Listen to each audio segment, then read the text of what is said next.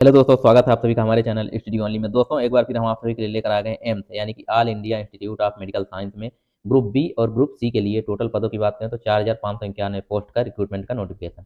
इसके बारे में दोस्तों हम फुल डिटेल में बात करेंगे, कहाँ किस एम्स से कितनी पोस्ट है, किस किस पोस्ट के लिए वैकेंसी आई है, साथ ही दोस्तों किस पोस्ट के लिए क्या क्वालिफिकेशन रखी गई है, एज लिमिट आपकी मिनिमम मैक्सिमम क्या मांगी गई है, एग्जाम सिलेबस क्या रहेगा, जॉब प्रोफाइल आपकी क्या रहेगी, ऑनलाइन फॉर्म कैसे अप्लाई करना है, ऑनलाइन फॉर्म की फीस कितनी है, ये सारी जानकारी हम आपको इस वीडियो में स्टेप बाय स्टेप बताएंगे। बस आप लोग हमारे साथ वीडियो के अंत तक बने रहिए। और हाँ दोस्तों, अगर आप हमारे चैनल पर नए हैं तो चैनल को सब्सक्राइब और वीडियो को लाइक जरूर कर लीजिए, क्योंकि हम आप लोग के लिए ऐसे ही जॉब से रिलेटेड अपडेटेड वीडियो लेकर आते रहते हैं। तो आइए दोस्तों स्टार्ट करते हैं आज का वीडियो। तो नोटिफिकेशन देख लेते हैं जो कि जारी किया गया है CRE यानी कि common recruitment examination Akhil Bharatiya Ayurvigyan संस्थान एम्स के द्वारा। उसका बाद दोस्तों इसमें नोटिस और डिटेल रिक्रूटमेंट एडवर्टाइजमेंट DRA ये सारी जानकारी इसमें दी गई है दोस्तों। उसका बाद दोस्तों इसमें क्लोजिंग डेट लास्ट डेट जो फॉर्म की रजिस्ट्रेशन की लास्ट डेट है 31 जनवरी 2025 रखी गई है शाम को 5 बजे तक। और इसका जो ऑनलाइन फॉर्म है दोस्तों 7 यानी 7 जनवरी 2025 से स्टार्ट हो चुका है। उसके बाद दोस्तों इसमें जो लास्ट डेट अप्लाई ऑनलाइन करने की है वो 31/1/2025 रखी गई है।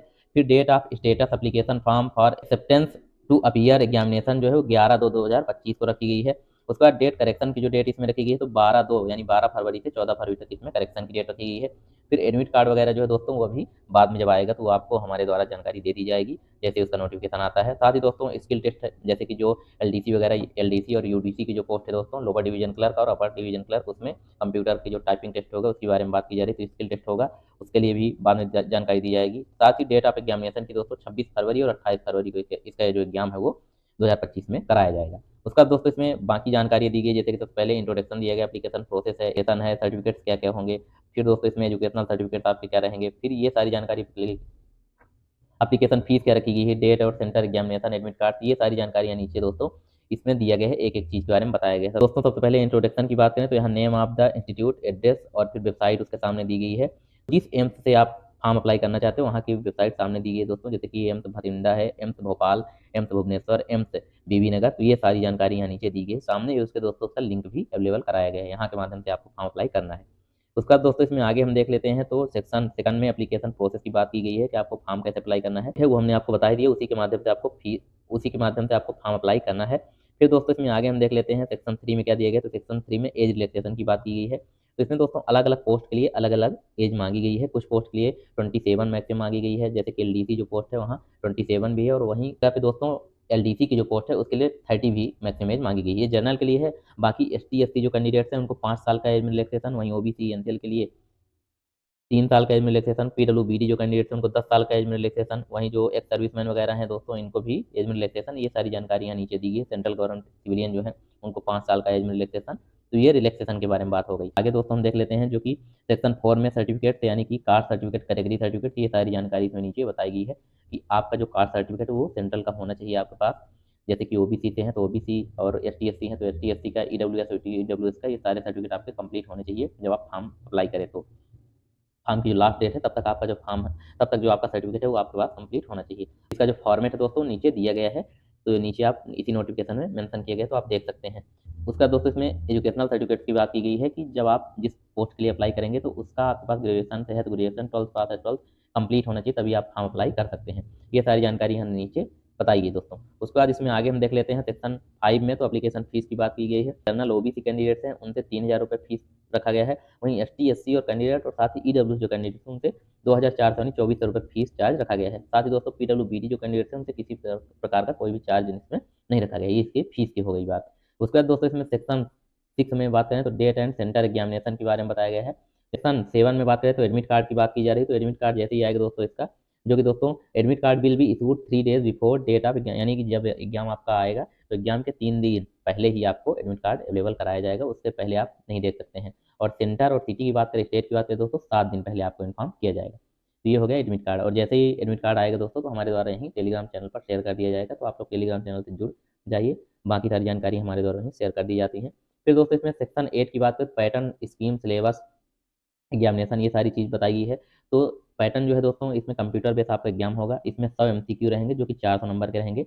Alternative for each question where each question will be 4 marks, यानी कि दोस्तों एक क्वेश्चन 4 नंबर का रहेगा, टोटल 100 क्वेश्चन रहेंगे। फिर इसमें दोस्तों जो मेडिकल फील्ड वाले हैं तो उनके लिए जो है 25 MCQ रहेंगे।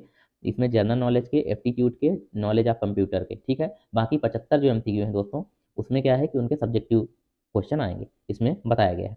उसके बाद इसमें जो एलडीसी यूडीसी वाले कैंडिडेट्स हैं दोस्तों, तो इसमें नीचे अभी आपको हर पोस्ट के आगे सिलेबस भी बताया जाएगा, किस पोस्ट में क्या सिलेबस है, क्या एज लिमिट है, नीचे आपको इसी नोटिफिकेशन में देखने को मिल जाएगा। तो उसके लिए दोस्तों जो एलडीसी यूडीसी वाले हैं पोस्ट के लिए, तो उसमें जिनमें क्वालिफिकेशन 12th मांगा गया है और कुछ में ग्रेजुएशन मांगा गया है सिंपल, तो उनके लिए जो एग्जाम सिलेबस है दोस्तों वो इंग्लिश और मैथ ही रखा गया है, बाकी इसमें कुछ सिलेबस नहीं दिए गए हैं। फिर दोस्तों इसमें आगे हम देख लेते हैं मीडियम ऑफ एग्जामिनेशन, तो हिंदी और इंग्लिश दोनों है। कई पोस्ट ऐसी हैं जिनके लिए केवल और इंग्लिश माध्यम दोस्तों एग्जामिनेशन का रखा गया है। फिर क्वालिफाइंग अदर क्राइटेरिया, ये सारी जानकारी इसमें नीचे दी गई है। उसके बाद सिलेबस लैंग्वेज की बात करें दोस्तों, तो यहाँ देखिए पोस्ट वाइज सिलेबस भी दिया गया है, ग्रुप का नेम है, ग्रुप कोड है, फिर सिलेबस यहाँ दिया गया है, फिर स्किल टेस्ट जिसमें होगा जिस पोस्ट के लिए तो वो दिया गया है। लैंग्वेज की बात की है, तो सबसे पहली जो पोस्ट है असिस्टेंट डाइटिशियन की, तो इसमें दोस्तों फूड एंड न्यूट्रिशन डाइट से क्वेश्चन आपके आएंगे, सिलेबस है। इसमें जो लैंग्वेज है केवल इंग्लिश है। फिर अगली जो पोस्ट है assistant NS assistant administrative officer executive assistant, इसके लिए आपके पास जो सिलेबस है general administration CCS rules FR basic computer, ये आपका सिलेबस हो गया। इसमें लैंग्वेज जो है वो इंग्लिश रहेगी। फिर data entry operator grade A junior administration assistant lower division clerk senior administrative assistant UDC upper division clerk, इसके लिए दोस्तों आपका जनरल मैथ और इंग्लिश ये मेन सब्जेक्ट आपके आएंगे। इसी ऑब्जेक्टिव बेस पे इसी के 100 क्वेश्चन रहेंगे, जो कि ये क्वेश्चन दोस्तों 4 नंबर का रहेगा। उसके बाद इसमें स्किल टेस्ट होगा टाइपिंग टेस्ट, जिसमें दोस्तों बाइलैंग्वेज है, हिंदी और इंग्लिश दोनों में, ठीक है। उसके बाद इसमें असिस्टेंट इंजीनियर, तो इसमें सिविल इंजीनियरिंग से रिलेटेड आपके क्वेश्चन जो है रहेंगे। फिर असिस्टेंट इंजीनियर इलेक्ट्रिकल, तो इसमें इलेक्ट्रिकल इंजीनियरिंग के रहेंगे। लैंग्वेज की बात करें तो इंग्लिश इंग्लिश है दोस्तों। तो इस प्रकार से ये सारे पोस्ट हैं इधर, और पोस्ट के बाद आपको ये सारे सिलेबस हो गया और साथ ही लैंग्वेज की बात की गई है, तो ये दोस्तों यहाँ नीचे दिया गया है। उसका दोस्तों सेक्शन 9 में स्किल टेस्ट के बारे में बताया गया, तो स्किल टेस्ट के बारे में हमने आपको बता ही दिया है क्या स्किल टेस्ट है। फिर सेक्शन 10 में दोस्तों preparation of merit list allocation of seats के बारे में बताया गया है। फिर दोस्तों यहाँ सेक्शन 11 में eligibility documents verification, and documents verification के टाइम आपके जो भी डॉक्यूमेंट्स आपके हों, तो दोस्तों वो सारे आपके पास ओरिजिनल होना चाहिए, जो भी इसमें मांगे गए जिस बेस पे आप फॉर्म अप्लाई करेंगे उसके सारे डॉक्यूमेंट आपके पास ओरिजिनल होने चाहिए, ठीक है। उसके बाद इसमें सेक्शन 12 में दोस्तों जनरल कंडीशंस वगैरह ये सारी चीज़ें यहाँ नीचे दी गई है। फिर दोस्तों इसमें आगे सन 14 में एनेक्सर सेकंड में यहाँ आपको for the essential qualification and other eligibility criteria जो कि दिए गए। सबसे पहली जो पोस्ट है असिस्टेंट डाइटिशियन की, तो इसमें दोस्तों यहाँ पोस्ट नेम दिया गया है, तो असिस्टेंट डाइटिशियन की पोस्ट है। फिर यहाँ इंस्टीट्यूट जैसे कि एम्स बिलासपुर हो गया। फिर यहाँ एज लिमिट की बात करें तो 35 साल से ज़्यादा आपकी एज नहीं होनी चाहिए, जो जनरल वाले हैं। वहीं ओबीसी को 3 साल, एसटी एससी को 5 साल का एज रिलैक्सेशन भी दिया जाएगा। पे लेवल की बात करें दोस्तों तो पे लेवल 6 है। फिर यहाँ क्वालिफिकेशन की बात करें तो यहाँ आपके पास एमएससी होना चाहिए मिनिमम, जो क्वालिफिकेशन है फूड एंड न्यूट्रिशन से, तो आप इस पोस्ट के लिए एलिजिबल हैं, यानी फॉर्म अप्लाई कर सकते हैं। और साथ ही दोस्तों 2 साल का एक्सपीरियंस हो आपके पास। उसका दोस्तों ये सारे एम्स हो गए, एम्स बिलासपुर, तो सभी में इस पोस्ट के लिए है वैकेंसी। उसके बाद जो अगली वैकेंसी है दोस्तों वो हम देख लेते हैं। फिर दोस्तों इसमें अगली जो वैकेंसी है assistant administrative officer executive assistant NS junior administrative officer, तो ये ऑफिस असिस्टेंट। तो इसमें जो पोस्ट रखी गई दोस्तों, तो देखिए सबसे पहली असिस्टेंट की है, तो इसमें Indian council of medical research ICMR headquarter यहाँ है, जिसमें दोस्तों आपकी मैक्सिमम एज लिमिट आते हैं 30 साल रखी गई है। पहले वाली ये भी 6 रखी गई है। इसमें क्वालिफिकेशन की बात करें तो मिनिमम किसी भी आपके पास नॉर्मल कोई भी ग्रेजुएशन हो, बीए बीएससी बीकॉम, तो ही आप इस फॉर्म को अप्लाई कर सकते हैं। साथ ही दोस्तों कंप्यूटर का आपके पास वर्किंग में नॉलेज होना चाहिए, ऑफिस एमएस ऑफिस और पावर पॉइंट से, ठीक है। उसका दोस्तों इसमें अगली जो पोस्ट है असिस्टेंट की Indian council of medical research ICMR में भी है, तो ये इसमें पोस्ट वही है, बाकी आपका जो इंस्टीट्यूट है दोस्तों अलग अलग इसमें दिया गया है। फिर दोस्तों इसके बाद हम अगली जो पोस्ट है उसको देख लेते हैं, जो अगली पोस्ट रखी गई है। तो अगली पोस्ट है data entry operator grade A junior administrative assistant lower division clerk senior administrative और यूडीसी यानी अपर डिवीजन क्लर्क, ये पोस्ट इसमें दी गई है। तो सबसे जो पहली पोस्ट है दोस्तों डाटा एंट्री ऑपरेटर की, तो इसमें एम्स जोधपुर की बात की जा रही है। एज लिमिट की बात करें तो यहाँ दोस्तों 18 से 27 साल आपकी एज मांगी गई है। लेवल जो पे लेवल है 4 की पोस्ट है। इसमें क्वालिफिकेशन 12th आपके पास हो तो आप इस पोस्ट को अप्लाई कर सकते हैं। साथ ही दोस्तों इसमें शुड होते the speed of not less than 8000 की डिप्रेशन से, 8000 की डिप्रेशन से नीचे आपकी स्पीड नहीं होनी चाहिए। उसके बाद दोस्तों इसमें डाटा एंट्री की ये सारी पोस्ट हो गई। डाटा एंट्री के बाद दोस्तों इसमें आगे हम देख लेते हैं जो पोस्ट है जूनियर एडमिनिस्ट्रेटिव असिस्टेंट की, जैसे कि एम्स भटिंडा है। तो इसमें जो एज लिमिट मांगी गई दोस्तों तो 18 से 30 साल मांगी गई है, ठीक है। मिनिमम आपकी एज जो है 18 और मैक्सिमम जो एज है वो 30 साल। इसमें क्वालिफिकेशन की बात करें तो 12th क्लास आपके पास होना चाहिए। साथ ही दोस्तों आपका skill test norm computer typing speed जो है हिंदी में, इंग्लिश में वो 35 वर्ड पर मिनट, और हिंदी में बात करें तो 30 वर्ड पर मिनट आपकी स्पीड होनी चाहिए। ये आपकी स्पीड हो गई दोस्तों। उसके बाद इसमें जूनियर एडमिनिस्ट्रेटिव असिस्टेंट की पोस्ट है, तो यहाँ दोस्तों एज लिमिट सेम है 18 से, मैक्सिमम जो है 30 साल। उसके बाद इसमें क्वालिफिकेशन भी सेम रखी गई है। टाइपिंग टेस्ट जो है दोस्तों इसमें हिंदी में आपका 30 वर्ड और इंग्लिश में 35 वर्ड पर मिनट आपकी होनी चाहिए। तो ये पोस्ट होगी। उसके बाद दोस्तों इसमें अगली जो पोस्ट रखी गई है ये सारी लोअर डिवीजन क्लर्क के लिए भी एज लिमिट दोस्तों इसमें सेम है और क्वालिफिकेशन भी सेम रखी गई है, लोअर डिवीजन क्लर्क और अपर डिवीजन क्लर्क के सभी के लिए। बस ये है कि इनका जो पे लेवल है दोस्तों, लेवल जो है वो 2 की रहेगी पोस्ट।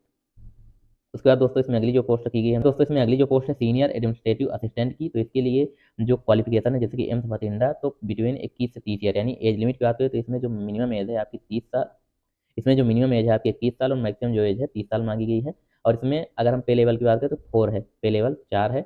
और एसेंशियल क्वालिफिकेशन इसमें कोई भी आपका स्नातक यानी डिग्री होनी चाहिए, बीए, बीकॉम, बीएससी कुछ भी, तो आप इस पोस्ट को अप्लाई कर सकते हैं। साथ ही दोस्तों प्रोफिशिएंसी इन कंप्यूटर में आपके पास होना चाहिए, कंप्यूटर का नॉलेज होना चाहिए।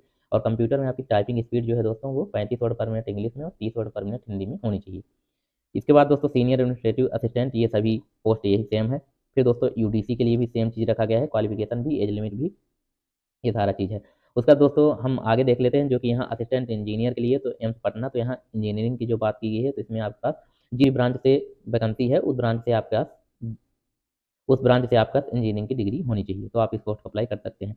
सारी पोस्ट यहाँ नीचे आपको दी गई पोस्ट वाइज और साथ ही एज लिमिट और इसके अलावा आपका क्वालिफिकेशन, ये सारा डिटेल आपको यहीं नीचे मिल जाएगा, जो कि आप नोटिफिकेशन के माध्यम से देख सकते हैं। अगर हम आपको एक एक पोस्ट के बारे में बताएंगे दोस्तों तो काफ़ी लंबा वीडियो हो जाएगा, क्योंकि इसमें टोटल अगर हम पेज की बात करें 207 पेज की पीडीएफ है।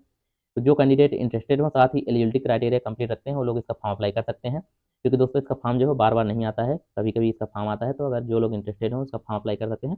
हाँ, पोस्ट जरूर कम है, साथ ही फीस इसकी दोस्तों काफ़ी ज़्यादा है और एम्स की जो फीस है वो काफ़ी ज़्यादा रहती भी है, 3,000 के नीचे तो किसी बार इसकी फीस नहीं रहती है। तो जो लोग इसका फॉर्म अप्लाई करना चाहते हो और साथ ही इंटरेस्टेड हो वो लोग इसका फॉर्म अप्लाई कर सकते हैं। बाकी दोस्तों अगर इसके बारे में कुछ आपको डाउट आता है तो आप लोग हमसे कमेंट बॉक्स में पूछ सकते हैं, या फिर हमारे टेलीग्राम चैनल पर जुड़ के हमको टेलीग्राम पर पर्सनल मैसेज भी कर सकते हैं, हम आपका प्रॉपर वहीं रिप्लाई दे देंगे। तो दोस्तों अगर हमारे द्वारा दी गई जानकारी आपको अच्छी लगी तो हमारे चैनल को सब्सक्राइब और वीडियो को लाइक जरूर कर लीजिए, क्योंकि हम आप लोग के लिए ऐसे ही गवर्नमेंट जॉब से रिलेटेड अपडेटेड वीडियो लेकर आते रहते हैं। तो मिलते हैं दोस्तों नेक्स्ट वीडियो में, तब तक के लिए धन्यवाद।